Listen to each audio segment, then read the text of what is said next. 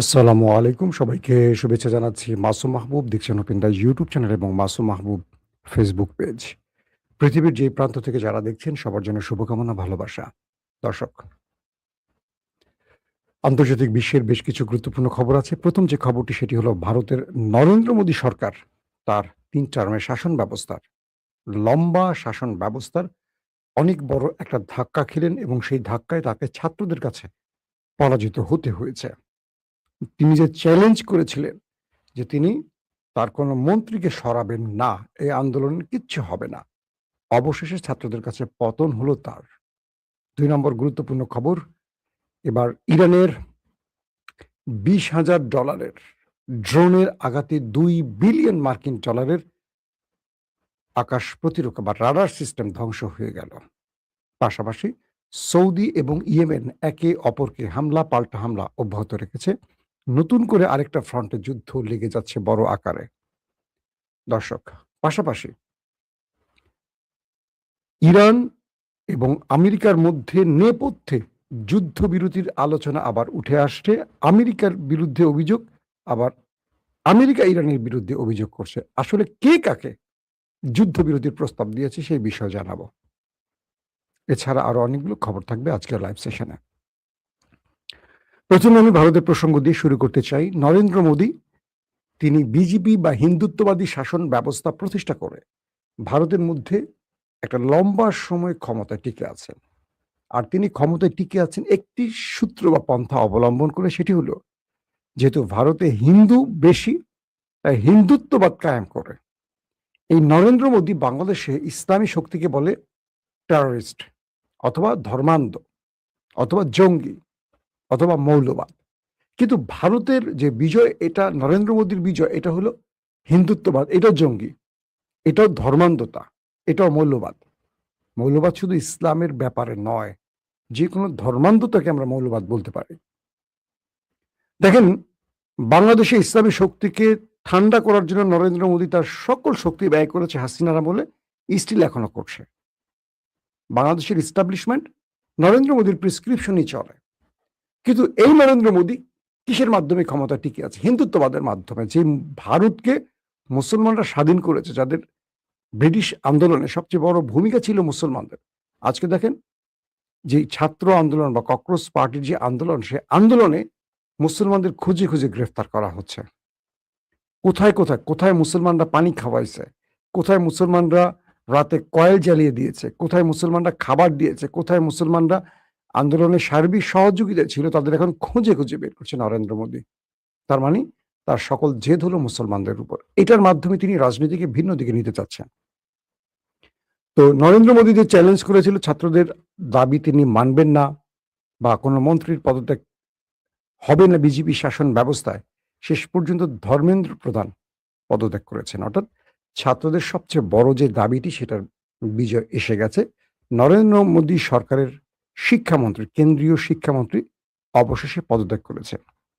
এখন ছাত্রদের সামনে আরো ৩ থেকে ৪টা দাবি রয়েছে। ১, তারা বলছেন যে কাউকে গ্রেফতার করা যাবে না, হিন্দু মুসলিম কাউকে কোনো কারণে গ্রেফতার করা যাবে না। যাদের বিরুদ্ধে ফৌজদারি মামলা হয়েছে, আন্দোলন কেন্দ্রিক সকল মামলা প্রত্যাহার করতে হবে। এবং তারপরের দাবি হলো যে শিক্ষা ব্যবস্থা নিয়ে আমাদের প্রশ্ন ছিল, সেই শিক্ষা ব্যবস্থার পুরো সিস্টেমকে পরিবর্তন করতে হবে। যারা এই নিট পরীক্ষায় প্রশ্নপত্র ফাঁসের কারণে সুইসাইড করেছে, তাদের পরিবারকে ক্ষতিপূরণ দিতে হবে। এরকম বাকি দাবিগুলো এখন চাঙা হচ্ছে। তার মানে আন্দোলন এখনই শেষ হয়ে যাচ্ছে না। নরেন্দ্র মোদী শেখ হাসিনার মতো ভুল করেননি, দ্রুত তিনি একটা সিদ্ধান্তে গেছেন। কিন্তু আরো অনেকগুলো দাবি আছে, সেই দাবির ক্ষেত্রে এই আন্দোলন নতুন করে আরো গতি পাবে বলে ভারতের ককরোচ পার্টিগুলো দাবি করছে। তাহলে আমরা যে বিষয়টি বুঝলাম, নরেন্দ্র মোদী তার পুরো শাসন ব্যবস্থা সবচেয়ে বড় ধাক্কাটি খেলো জেনজির কাছে, যেভাবে শেখ হাসিনা ধাক্কাটি খেয়েছে। দর্শক, এখানে একটি কথা আমাদের বলতেই হবে। বাংলাদেশে আমাদের নতুন সরকার ক্ষমতায় বসছে, তারেক রহমানের সরকার। আমরা সবসময় দেখছি তারেক রহমান সরকারের আশপাশে কিছু সাবেক, কি বলবো, বিএনপি না, তারা খুব ভালো ভালো জায়গা পাচ্ছে। আমরা দেখছি রাশেদকে রাজনৈতিক সচিব বা এরকম কি করা হচ্ছে, আরো অনেককে আনা হচ্ছে।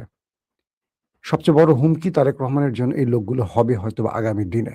একটা ব্যাপার, তারেক রহমান সেই সব অ্যাক্টিভিস্টকে বেছে নিচ্ছেন যাদের বাংলাদেশের জনপ্রিয়তা একেবারে নিম্ন লেভেলে, যাদের বিশ্বাসযোগ্যতা একেবারে কম। যেমন শাহেদ আলম, শোনা যাচ্ছে শাহেদ আলমকে একটা গুরুত্বপূর্ণ পদে বসানো হচ্ছে, রাশেদকে ডাকা হচ্ছে, এখন তারেক ঘুরঘুর করতেছে একটা পদের জন্য। এই লোকগুলো বাংলাদেশে যাদের নাম বলছি, এদের জনপ্রিয়তা একেবারে নিম্ন লেভেলে, কিন্তু বিএনপি এদেরকে মাথায় তুলতেছে কেন আমি জানি না। জিয়াউর রহমান যখন দল গঠন করেছিলেন, তার তো নতুন দল গঠন করেছিলেন, তিনি বাধ্য হয়ে দলে অনেক বিভিন্ন দল থেকে লোক আনতে হয়েছে। শেষ পরিণতি আমরা দেখলাম জিয়াউর রহমান জীবন দিয়ে সে দায় শোধ করতে হয়েছে।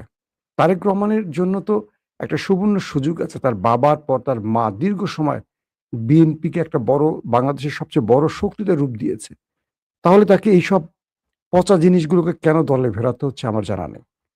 এবং আমি বিশ্বাস করি দিন শেষে এরা আবার জাম করবে, এরাই বিএনপির বিরুদ্ধে দাঁড়াবে এবং এরাই বিএনপির বিরুদ্ধ শক্তিকে ইন্ধন দেবে। একটা জিনিস মনে রাখবেন, বিশ্বাসঘাত হয় কারা? যারা অর্থের লোভে বা পদের লোভে নিজেকে বিক্রি করে। শাহেদ আলম বা রাশেদ বা এই বাকি যাদের নামগুলো আমি বলছি, এরা প্রত্যেকে কিন্তু টাকার লোভে এখানে আসছে। তো যে লোকটা টাকার লোভে এখানে আসছে, গণ অধিকার ছেড়ে বা একসময় তারেক রহমানের বিরুদ্ধে কথা বলা সাংবাদিক শাহেদ আলম যখন বিএনপির ঘরে ঢুকছে, বুঝতে হবে একে আমি টাকা দিলে আমার লোক হবে, টাকা দিলে লোক হবে, মোসাদ টাকা দিলে মোসাদের লোক হবে। অতএব একে কেনা খুব সহজ হবে। যাকে কেনা সহজ হবে সে কখনো বিএনপির সম্পদ হতে পারে না। একদম অনেস্টলি বললাম। তো নরেন্দ্র মোদী যেভাবে দেখেন পুরো বিষয়টাকে ট্যাকেল করার চেষ্টা করছেন, পারেন না। শেষ পর্যন্ত তাকে ছাত্রদের দাবি মানতে হয়েছে। বাংলাদেশের আমাদের যে সাম্প্রতিক নির্বাচনটা হলো, আমরা দেখলাম যে আমাদের গণভোটকে এখনো কার্যকরভাবে কোনো রাষ্ট্রীয়ভাবে স্বীকৃতি দিয়ে সেটার বাস্তবায়ন করা হচ্ছে না। বাংলাদেশে হাসিনা পতনের পর ছাত্রদের কাছে বিএনপির যে অপার সম্ভাবনা ছিল, সেটাকেও বিএনপি ধ্বংস করছে এই গণভোটের রায় কার্যকর বা বাস্তবায়নের না করার মাধ্যমে। যে কোনো সময় এই জেনজিরা মাঠে নামলে কি হতে পারে, ভারত থেকে আবারও নিতে হবে শিক্ষা বাংলাদেশকে। যারা বড় বড় কথা বলেন, আমাদের স্বরাষ্ট্রমন্ত্রী সালাউদ্দিন বেটালাউদ্দিন, সবার আগে পালাবে। একটাকে খুঁজে পাবেন না, একটাকে খুঁজে পাবেন না বলছি আমি। হাসিনার আমলে কি বড় বড় কথা বলেছিল বড় বড় নেতারা, ডাকসাইটের নেতারা, কোথায় শামীম ওসমান, কোথায় আমাদের আনিসুল হক, কোথায় আমাদের হাসান মাহমুদ, কোথায় ইনুরা, বড় বড় কথা বলছেন, একটাকে খুঁজে পাওয়া গেল না, বাকিগুলো তো জেলে ঢুকে গেল। তারেক রহমানকে খুব হিসেব করে সিদ্ধান্ত নিতে হবে, নিজের বিশ্বস্ত লোকগুলোকে দূরে রেখে। তিনি যদি আশপাশ থেকে হাওলাত করে চালান এবং যাদের জনপ্রিয়তা একেবারে নিচে, নিম্ন লেভেলে, যাদেরকে মানুষ হিসেবে ধরে না, যাদের জনপ্রিয়তা নেই, তাদেরকে আপনি আশেপাশে রেখে আপনার জনপ্রিয়তা কেন ধ্বংস করছেন? এটা নিয়ে আমি আলাদা একটা এপিসোড করবো আরেকদিন। দর্শক, আসছি ২ নম্বর গুরুত্বপূর্ণ খবরে। মার্কিন যুক্তরাষ্ট্রের ভেতরে এখন তুলকালাম চলছে। ইতিমধ্যে কয়েকটি ঘাঁটি ছেড়ে পালাতে শুরু করে দিয়েছে আমাদের ট্রাম্প সেনারা। এটা খুবই চমৎকার একটি খবর আপনারা বলতে পারেন। মানে অনেকগুলো ঘাঁটি ইতিমধ্যে খালি হওয়ার পথে, আমেরিকার এই ঘাঁটিগুলোকে মোটামুটি ধ্বংস করে ফেলছে। বলা হচ্ছে ইরানের হামলার জেরে যে আল উদাইদ ঘাঁটিটি, মার্কিন যুক্তরাষ্ট্রের ঘাঁটি কাতারে আল উদেদ বিমান ঘাঁটি, সেখান থেকে সেনা প্রত্যাহার শুরু হয়ে গেছে বা সেনা প্রত্যাহার করা হচ্ছে। জর্দানের অবস্থা খারাপ। তো সবকিছু মিলে ইরানের হামলায় কি পরিমাণ ক্ষতি আমেরিকা স্বীকার না করলেও আমেরিকার কিন্তু খবর হয়ে গেছে। প্রকাশিত আকাশ থেকে, অর্থাৎ মঙ্গলবার কিছু তথ্য আসছে, স্যাটেলাইট তথ্যের ছবি ইরান প্রদর্শন করেছে। সেখানে দেখা গেছে সাম্প্রতিক দিনগুলোতে আল উদেদে মোতায়েন মার্কিন বিমান বাহিনীর বিমানের সংখ্যা উল্লেখযোগ্যভাবে কমে গেছে। এটা সবচেয়ে বড় মার্কিন যুক্তরাষ্ট্রের বিমান ঘাঁটি কাতারে, আল উদেদ। সেখান থেকে বিমান সরে গেছে অথবা অধিকাংশ ধ্বংস হয়ে গেছে এবং ঘাঁটিটি অবশেষে খালি হয়ে গেছে। এটা স্যাটেলাইট ইমেজে দেখানো হচ্ছে। এই প্রতিবেদন অনুসারে ঘাঁটিতে থাকা মার্কিন সামরিক বিমানের সংখ্যা প্রথমে ১৭টি থেকে কমিয়ে ৩টি করা হয়েছিল, অর্থাৎ ১৭টি বিমান ছিল, এখন আছে মাত্র ৩টি। এরপর দেখা গেছে সেই ৩টিও আর সেখানে নেই, সম্পূর্ণ খালি হয়ে গেছে। তার মানে বিমান ঘাঁটিটি এখন পুরো খালি ইরানের মিসাইল ড্রোন হামলার কারণে। পশ্চিম এশিয়ার অন্যতম বৃহত্তম মার্কিন সামরিক স্থাপনা আল উদেদ বিমান ঘাঁটি গত ২ সপ্তাহ ধরে ইরানের চালানো হামলায় লক্ষ্যবস্তু হয়েছিল। এই অঞ্চলে ইরান ও যুক্তরাষ্ট্রের মধ্যে ক্রমবর্ধমান সামরিক উত্তেজনার মধ্যেই সেনা এবং বিমানগুলোকে সরিয়ে নেওয়া হয়েছে। এটা ইরানের একটা স্যাটেলাইট ইমেজ দিয়ে এই তথ্যটি প্রমাণ করেছে বা কনফার্ম তথ্যটিকে শেয়ার করেছে তাদের গণমাধ্যমে।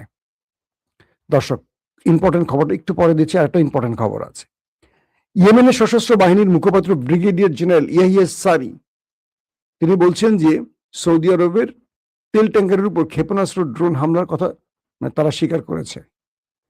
তার মানে সৌদি আরবকেও মোটামুটি আর ছাড় দিচ্ছে না ইয়েমেন। অন্যদিকে সৌদি আরব ও হুতিদের পাল্টাপাল্টি হামলা এখনো চলছে। যুক্তরাষ্ট্র ও ইরানের মধ্যকার আঞ্চলিক যুদ্ধের সর্বশেষ উত্তেজনায় সৌদি আরব ইয়েমেনের হুতি নিয়ন্ত্রিত হুদাইদা শহরে হামলা চালিয়েছে। এটাকে সৌদি আরব চালিয়েছে ইয়েমেনের হুদাইদা শহরে, এবং ইয়েমেন পাল্টা আক্রমণ চালিয়েছে সৌদির ভেতরে। তার মানে দুই দেশের মধ্যে আবার যুদ্ধ শুরু হয়ে গেছে। রাষ্ট্রপতি ডোনাল্ড ট্রাম্প বলেছেন ওয়াশিংটন ও তেহরানের মধ্যে আলোচনা অব্যাহত রয়েছে। আমেরিকা এবং ইরানের মধ্যে আলোচনা অব্যাহত রয়েছে। কখন বলছেন? যখন ইরানের মার খেয়ে তাদের ঘাঁটিগুলো খালি হয়ে যাচ্ছে এবং তারা পালাতে শুরু করেছেন। এবং হুমকি দেয়া, তিনি বলছেন ডোনাল্ড ট্রাম্প, এবং হুমকি দেয়া ব্যাপক হামলার প্রয়োজন নাও হতে পারে। তিনি যে ইরানকে হুমকি দিয়েছিলেন যে ইরানকে এই করবেন সেই করবেন, তিনি বলছেন আমাদের হয়তো বা আর সেই আক্রমণ করা নাও লাগতে পারে। আসলে বিষয়টা সেখানে না। আসলে বিষয়টা হলো ট্রাম্প ইরানকে হুমকি দিয়েছিল আর ইরান সঙ্গে সঙ্গে হামলা বাড়িয়ে দিয়েছিল।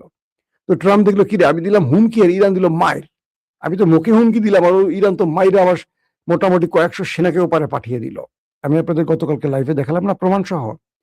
এখন ট্রাম্প বলছে আমাদের সাথে ইরানের আলোচনা চলছে। আজকে ইরানের কয়েকটি গণমাধ্যম দাবি করেছে আমেরিকা ইরানের সাথে আবারও শান্তি চুক্তির জন্য বা সিজফায়ারে বসতে চায়। কয়েকটি দেশের মাধ্যমে আমেরিকা ইরানের কাছে আবার প্রস্তাব পাঠিয়েছে। বুঝতে পারছেন খেলাটা কোথায়? ইরান বলছে আমরা আমেরিকাকে আর বিশ্বাস করি না। এরা এখন বিপদে পড়ছে। এখন আবার যুদ্ধবিরতির নাম করে 10-12 দিন থেমে থাকবে, আবার রসদ যোগাবে, আবার মিসাইল আনবে, আবার সেনা রেডি করবে। যে সেনাদেরকে ওপারে পাঠিয়েছে সে আমার আমেরিকা থেকে সেনা আনবে বা ইউরোপের ঘাঁটি থেকে আনবে, আবার মিসাইল আনবে, আবার যুদ্ধ বিমান আনবে। আমরা যা যা ধ্বংস করছি ওগুলো আবার ফুলফিল করে আবার অ্যাটাক করবে। আমরা আমেরিকাকে আর বিশ্বাস করি না, আক্রমণ চলবে। ট্রাম্পের এই ফেক আশ্বাসে আর ইরান গলবে না। এর আগেও কয়েক দফা আমেরিকার আশ্বাসে ইরান চুক্তি করে তার ফল পায়নি। আমেরিকা 2 নম্বরই করেছে। পাশাপাশি এটিও বলছে যুক্তরাষ্ট্র, আমেরিকা বলছে যদিও যুক্তরাষ্ট্র প্রস্তুত সক্রিয় রয়েছে, অর্থাৎ যুক্তরাষ্ট্র বলছে যে যদি প্রয়োজনে আমরা বৃহৎ আক্রমণ করব। তার মানে ইরানকে আবারও বুঝাচ্ছে যে আমরা আছি, আমরা চলে যাইনি। ইরানের পররাষ্ট্রমন্ত্রী আব্বাস আরাকচি বলছেন তেহরান হুমকিকে ভয় পায় না। মানে আমেরিকা যে হুমকি দিচ্ছে তার উত্তরে ইরানের পররাষ্ট্রমন্ত্রী আব্বাস আরাকচি বলছেন তেহরান আমেরিকার এসব বাকওয়াস হুমকিতে ডরায় না, ভয় পায় না, বা চাপের কাছে নতি স্বীকার করবে না। আমেরিকার এসব চাপের কাছে ইরান নতি স্বীকার করবে না। এবং শুক্রবার নাবলুসের দক্ষিণ পশ্চিমে সহিংসতায় 4 ফিলিস্তিনি ও 2 ইসরায়েলি সৈন্য নিহত হওয়ার পর ইসরায়েলি সামরিক বাহিনী অধিকৃত পশ্চিম তীরে আবারও অভিযান শুরু করেছে এবং কারফিউ জারি করেছে। এটাও একটা বড় খবর। ফিলিস্তিনে আবারও উত্তেজনা বৃদ্ধির চেষ্টা করা হচ্ছে। দর্শক, এবার আসি আপনাদেরকে যে খবরটি দিতে চাই, যে খবরটির জন্য আপনারা ওয়েট করছেন, সেই খবরটি দেই। সেটি হলো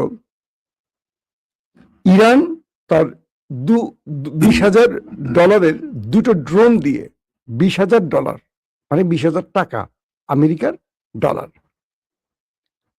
মার্কিন যুক্তরাষ্ট্রের রাডার সিস্টেম যেটা 2 বিলিয়ন মার্কিন ডলারের, 2 বিলিয়ন, বুঝছেন তো, মিলিয়ন না বিলিয়ন, খেয়ে দিচ্ছে। আমেরিকার নেভাল ফোর্সের একজন এক্স রিটায়ার্ড ইন্টেলিজেন্স চিফ বলছেন মার্কিন গণমাধ্যমে যে আমেরিকা এই যুদ্ধে আবারও পরাজিত হয়ে গেছে। কারণ আমেরিকার 2 বিলিয়ন মার্কিন ডলারের রাডার সিস্টেমকে যদি 20,000 টাকার, মাত্র 20,000 টাকার ড্রোন এসে ভূপাতিত করতে পারে, ধ্বংস করতে পারে, এই যুদ্ধে আমেরিকার পতন হয়ে গেছে। তিনি বলছেন আমেরিকাকে খুঁজে খুঁজে এখন মারছে ইরান, আর আমেরিকা মধ্যপ্রাচ্যের বিভিন্ন জায়গায় এখন পালাচ্ছে আর ইরান খুঁজে খুঁজে মারছে। আমি কালকে আপনাদের লাইভে বলছিলাম না, পেন্টাগনের প্রধান বা মার্কিন প্রতিরক্ষা মন্ত্রী পিট হেগসেট কি বলছে, যে আমরা অবাক হচ্ছি যে ইরান আমাদের সেনাদের অবস্থান খুঁজে খুঁজে বের করছে, কেমনি আমাদের কোথায় সেনাদের গোপনে আমরা সরিয়ে ফেলছি সেই তথ্য পাচ্ছে কোথায়, কোথায় সিআই বৈঠক করছে এই তথ্য পাচ্ছে কোথায়, কোথায় আমাদের মিসাইল স্টোরেজ ইরান পাচ্ছে কোথায়, সেখানে হিট করে করে সব ধ্বংস করছে। ইরানকে এই ডাটাগুলো দিচ্ছে কে? চীন এবং রাশিয়া। এই অভিযুক্তি করছে। আবার ট্রাম্প একটু পরে বলছে আমরা বিশ্বাস করি এই দুটো দেশ ইরানকে সাহায্য করবে না, কারণ তারা আমাকে আশ্বাস দিয়েছে। ট্রাম্প কতটা অসহায় হয়ে পড়েছে। আসেন ট্রাম্প কাকুর আরেকটি খবর দেই।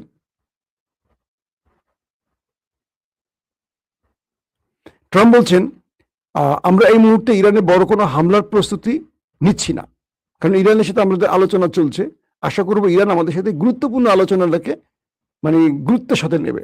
মানে ইরানকে নিয়ে ট্রাম্পের টেনশনটা কি বুঝছেন, যে ইরানকে ট্রাম্প আর গুরুত্ব দিয়ে নিচ্ছে না, এটাই তার হতাশার মূল কারণ। কারণ আমেরিকাকে বলে দিছে যে তুমি তো সকালে একটা বলো বিকালে একটা বলো। আমেরিকানরা বলছে এই যুদ্ধটা আমাদের না, এটা হলো ইসরায়েলের যুদ্ধ। কিন্তু এই যুদ্ধের জন্য আমেরিকা সেনা হারাচ্ছে, তাদের ঘাঁটি ধ্বংস হয়েছে, তাদের বিলিয়ন বিলিয়ন ডলারের অস্ত্র ধ্বংস করে দিয়েছে ইরান।